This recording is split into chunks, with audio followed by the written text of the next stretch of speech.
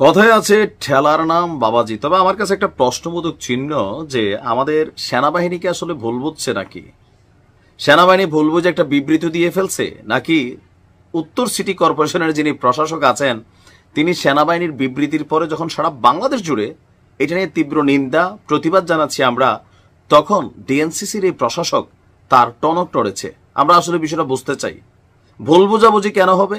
একটা পত্রিকায় বিজ্ঞাপন আসছে, সেনাবাহিনীর তরফ থেকে একটা বিবৃতি আসছে, তার মানে পত্রিকার বিজ্ঞাপন সেনাবাহিনী বোঝে নেয়, বিষয়টা এরকমই তাহলে আমরা ধরে নিতে হবে। আজকে আপনারা নিশ্চয়ই দেখছেন একটা নিউজ সকালবেলা থেকে ভাইরাল, এবং সেনাবাহিনীটা নিয়ে একটা বিবৃতি দিছে যে ঢাকাতে যে কুরবানি হবে, তো কুরবানির যে বর্জ্য মানে ময়লা, এগুলো পরিষ্কার করা লাগে, ঝাড়ু দেওয়া লাগে, গোবর পরিষ্কার করা লাগে, গরুর আতজুরি চামড়া এগুলোরে প্রসেসিং করে শহরটারে ক্লিন করা লাগে, এটা নিয়ে একটা বিবৃতি ছিল, তাই না?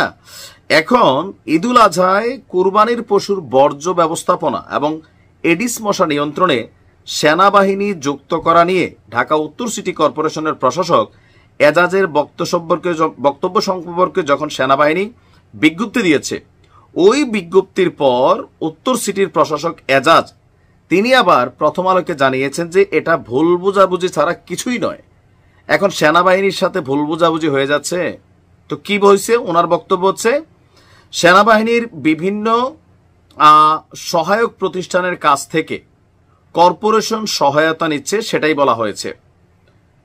কিন্তু 19 মে দেশের একটি টেলিভিশন চ্যানেলে প্রচারিত অনুষ্ঠানে প্রশাসক এজাজের বক্তব্য ছিল এরকম যে বর্জ্য ব্যবস্থাপনায় আমরা সেনাবাহিনীকে আবার কাজে লাগাবো, this is the first time they will be deploy.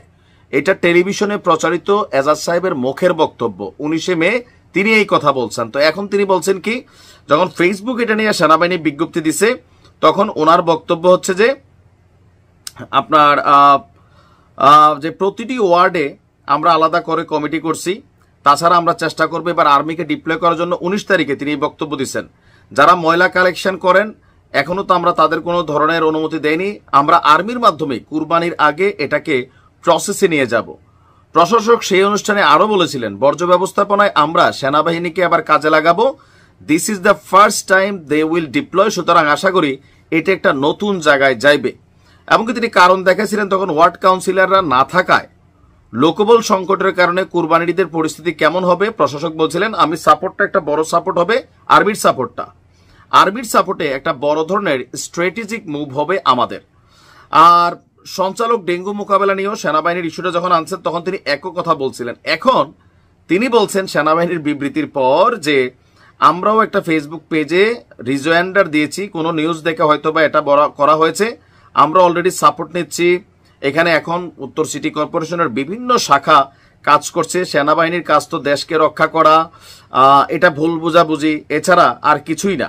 সেনাবাহিনীর সহায়ক প্রতিষ্ঠান সেনাবাহিনীকে নয়, তাহলে আমরা 19 মের যেই টেলিভিশন বক্তব্য সেইটাকে ধরবো, নাকি এখন তিনি যেই বক্তব্য দিচ্ছেন যে সেনাবাহিনীর সহায়ক প্রতিষ্ঠান সেনাবাহিনী নয়, কারণ তাদের কাছ থেকে সাহায্য নেওয়া হচ্ছে। তার বক্তব্য হচ্ছে বিএমটিএফ ইঞ্জিনিয়ারিং ব্রিগেড কাজ করছে, এগুলোকে হয়তোবা কোথাও কোনো জায়গায় আসছে, সেটাকে কেউ হয়তোবা তাদের কানে দিয়েছে, তারা বলছে ওগুলো তাদের কাজ না, তারা একদম সঠিক ফোর্সের কাজ তো সেটা নয়।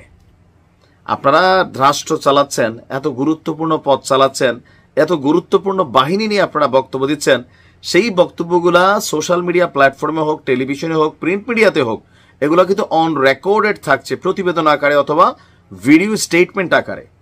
সেইখান থেকে আইসা যখন এজাজ ভাই আপনি এই ধরনের বক্তব্য দেন, বিষয়গুলো কিন্তু মানুষ পজিটিভ নিচ্ছে না। কারণ সেনাবাহিনী ভুল নাকি এজাজ ভাই ভুল, যদি এই প্রশ্ন মানুষকে জিগায়, চোখ বন্ধ কইরা এদেশের 90% মানুষ বলবে আপনি ভুল, আপনি এখন শাক দিয়া মাছ ঢাকার চেষ্টা করছেন, অথবা আপনি বক্তব্য দিতে জানেন না, যেটা দেন এটার মধ্যে প্যাচ গুছ লাগাই ফেলেন।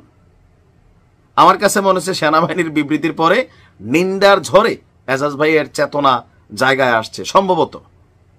ভালো থাকুন।